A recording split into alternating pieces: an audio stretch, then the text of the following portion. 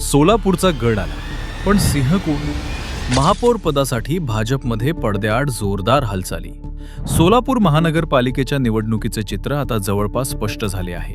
मिळालेल्या ताज्या कलांनुसार भाजपने एक हाती सत्तेकडे वाटचाल करत बहुमताचा आकडा पार केल्याचं दिसत आहे. पण खरा सस्पेन्स आता सुरू झाला आहे. जनतेने कौल दिला असला तरी सोलापूरचा कारभारी म्हणजेच पुढचा महापौर कोण, या प्रश्नाभोवती आता गूढ वाढली आहे. पडद्यामागे काय घडतंय? निवडणूक निकालात भाजपने मुसंडी मारली असली तरी महापौर पदाची मार कोणाच्या गळ्यात पडणार, यावरून पक्षातच सुप्त संघर्ष सुरू असल्याची चर्चा आहे. देवेंद्र कोठेंची भूमिका काय? भाजपचे आमदार आणि प्रमुख नेते देवेंद्र कोठे यांची भूमिका या निवडीत किंगमेकरची ठरणार आहे.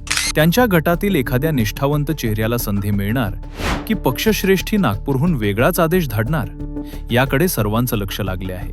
जुने की नवे, अनुभवी नगरसेवकांकडे जबाबदारी सोपवली जाणार की एखाद्या तरुण आणि उच्चशिक्षित चेहऱ्याला संधी देऊन भाजप सोलापूरकरांना धक्का देणार, हे गुपित अद्याप गुलदस्त्यात आहे. शर्यतीत कोण?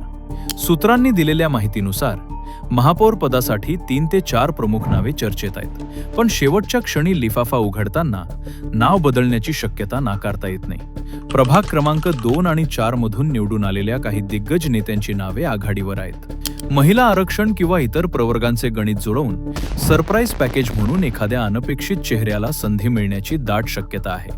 विरोधकांचा पुढचा चाल? दुसरीकडे काँग्रेस आणि महाविकास आघाडीचे संख्याबळ कमी असले तरी त्यांनी अद्याप आशा सोडलेली नाही.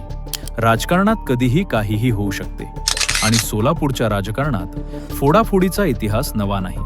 त्यामुळे महापौर निवडीच्या दिवशी काही चमत्कार घडणार का, हे पाहणे थरारक ठरणार आहे. पुढील 48 तास महत्त्वाचे.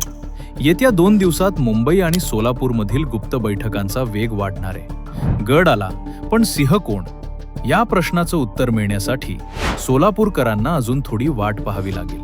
तुम्हाला काय वाटतं? सोलापूरचा पुढचा महापौर कोण असावा? कमेंटमध्ये नक्की सांगा.